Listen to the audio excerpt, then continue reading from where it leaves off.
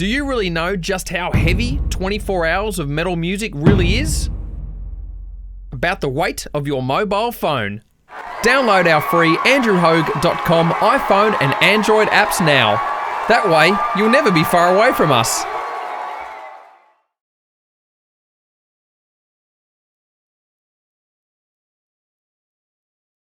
This is andrewhogue.com, still Australia's only 24/7 metal radio station, hitting our 10-year mark a few weeks back. We are at the Good Things Festival 2022 with Joel from the AMITY Affliction. Welcome to, of course, andrewhogue.com and Good Things 2022. Thank you, mate, and congratulations. Thank you. So speaking of good things, How old's that hoodie you're wearing right there? That's a mate. I bought it off him years ago. It's a Morbid Angel hoodie, 89. There you go. It's the greatest death metal band in history. Mate, that's only 8 years younger than me. What's the term? Vintage? That's insane. Yeah, it's unreal, isn't it? I am vintage, yes. Very good.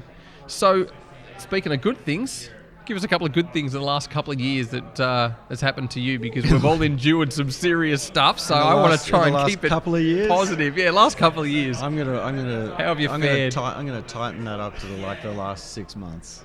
Okay, go for it. Yeah, the last 6 months. Didn't get divorced. That was pretty good. Yep. Actually, you know what? It was really good during COVID. My son was turning 4, so I got 2.5 full years with him. Yep. Which was good because he was never that great with me going on tour, and so that was excellent. I went back to uni, and now I have to drop out again because now I'm touring again. Can't you postpone or do some studies on the road? Because there's so much wasted time in a band, as we all know, on the road. It's just there is so much wasted time, but it's also hard to be motivated to study when there's better things to be doing, to be honest. Such as? Anything. Walking around. I enjoyed it. I enjoyed uni, but just the motivation on the road is lacking. And how can you improve that? Well, I mean, I could do some self-improvement work, but that's not my thing, so I just give it up and come back to it later.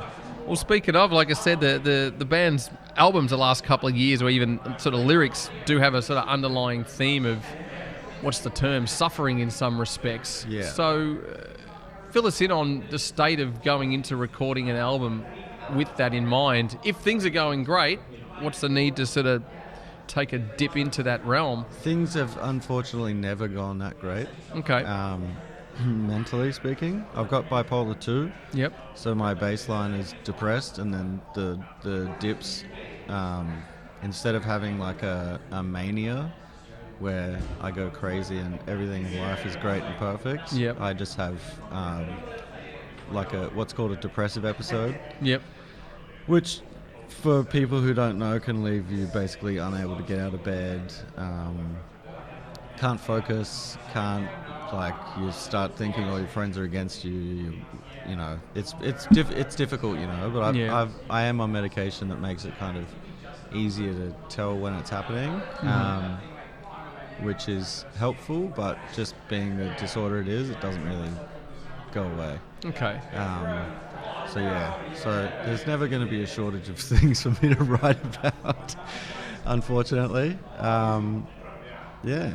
So going into whenever we record, it's usually just like a year of, I write the lyrics all the time in notes, so it's just like a year of notes. And are those notes in those episodes that you get, or just in general? Like, would it be a kind of if you were to write stuff that went really good in your life, would fans just go, what the hell's Joel writing about? I was supposed to hear some sort of deep, dark themes. I'm not sure. I think judging by most reactions from people, I think they would be happy to hear something happy. Yep.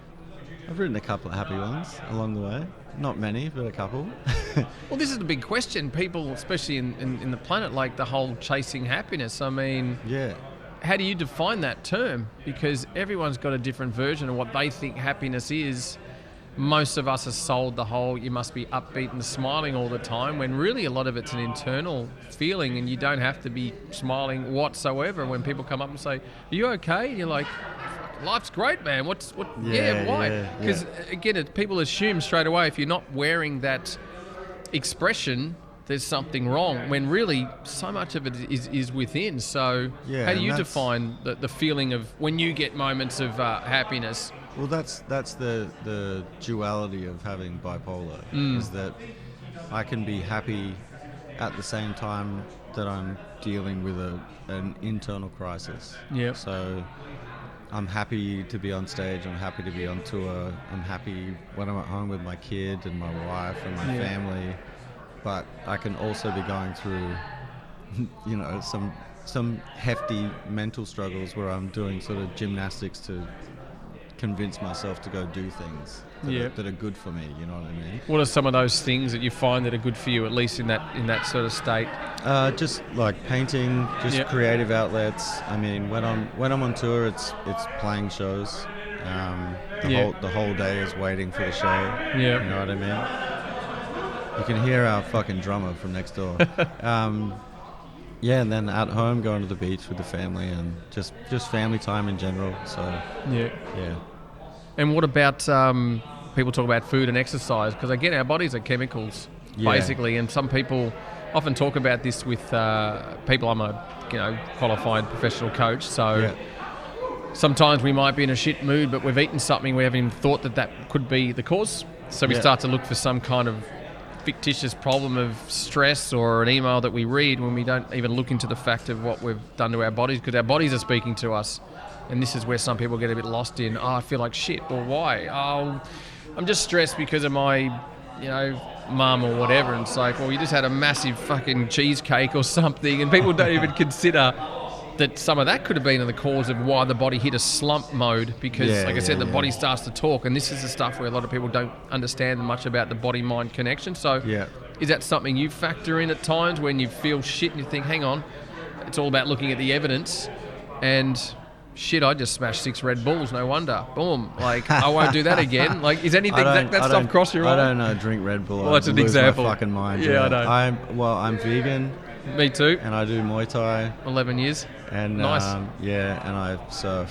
So I'm doing all right in There's some good stuff in right that there. department. Yeah. So there is that. I mean, when I'm super depressed, I eat shitty food. Okay. It's like the two go hand in hand, but it's like being cognizant of something does not necessarily mean actioning the correct steps to avoid it.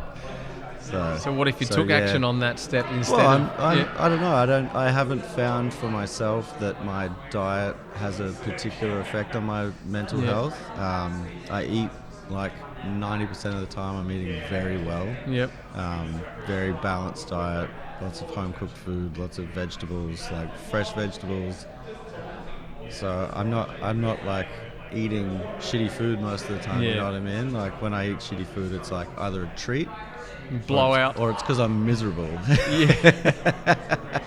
Now, you've just released a brand new single, Show Me Your God, so tell us a bit about that, and this is off something that will be forthcoming next year, because you're really consistent. I'm just looking at the sort of, I guess, consistency of the band's albums. It's like every 2 years there's always a release.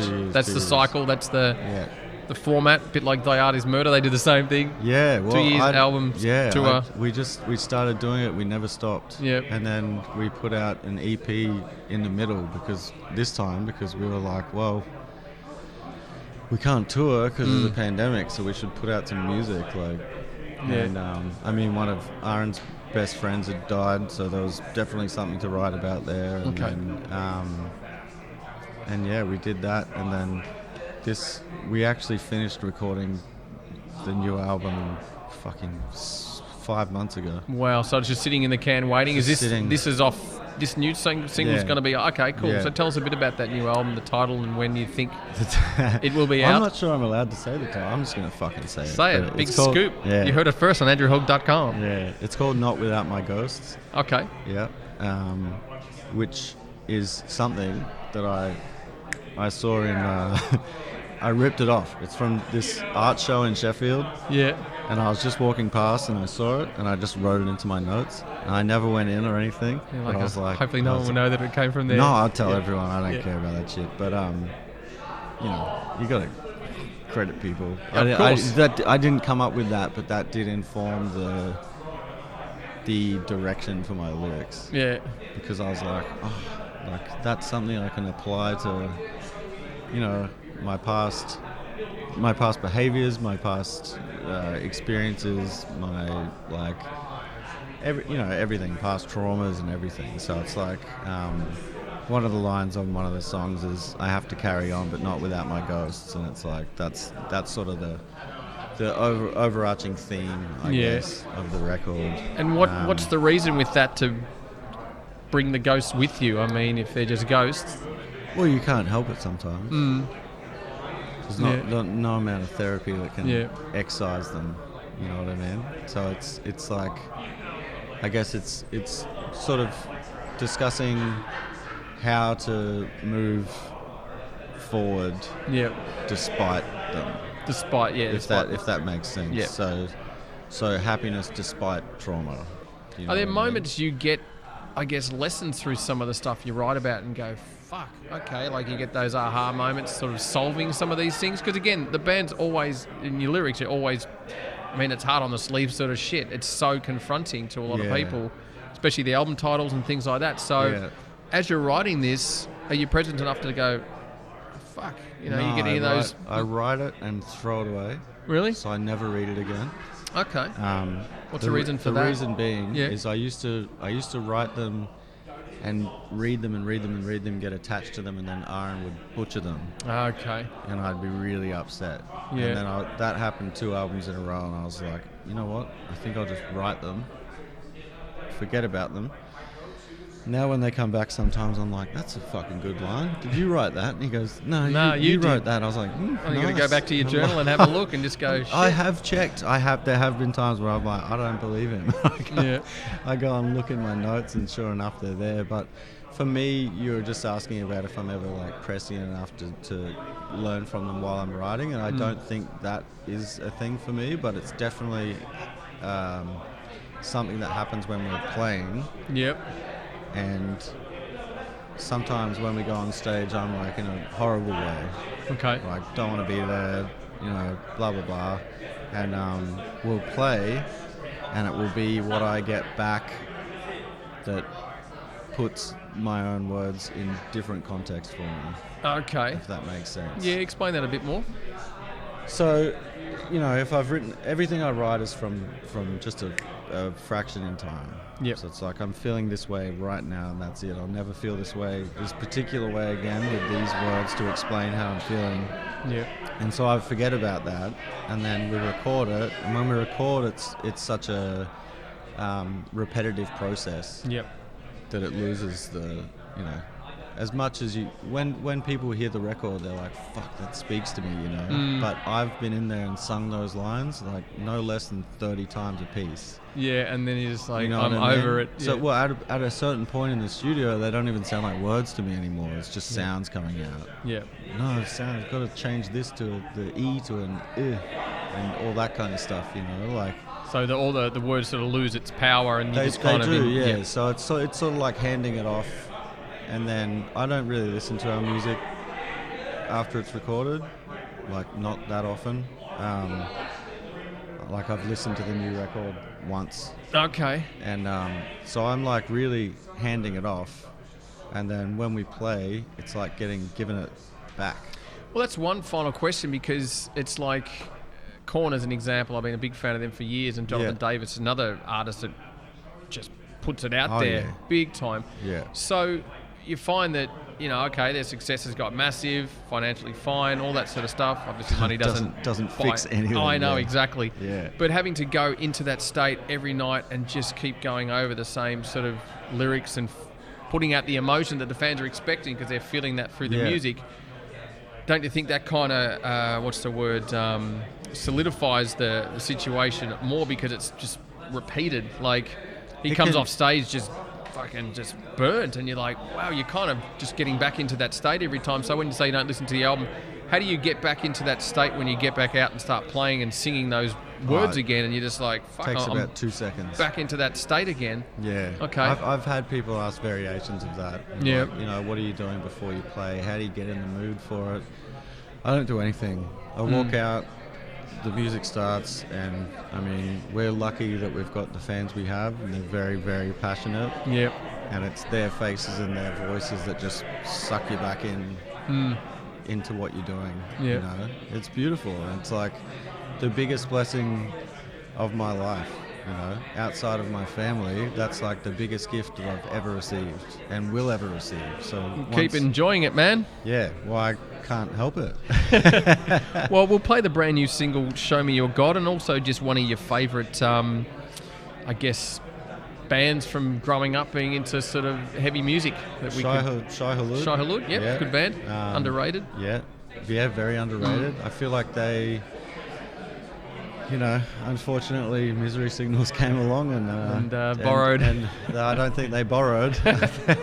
Yeah.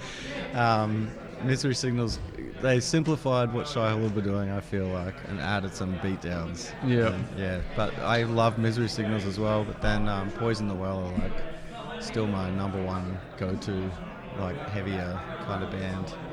Rise and Fall. Oh, this is like opening. I know. I'm just thinking back. We'll stick with Shai Every time I Hulud. die. Well, it's been a pleasure, Joel. I wish you all the best in the Yeah. future and a happy, happy life, as they say. Thanks Thanks, again. mate. Let's check out some AMITY Affliction here on andrewhogue.com. Thanks, mate.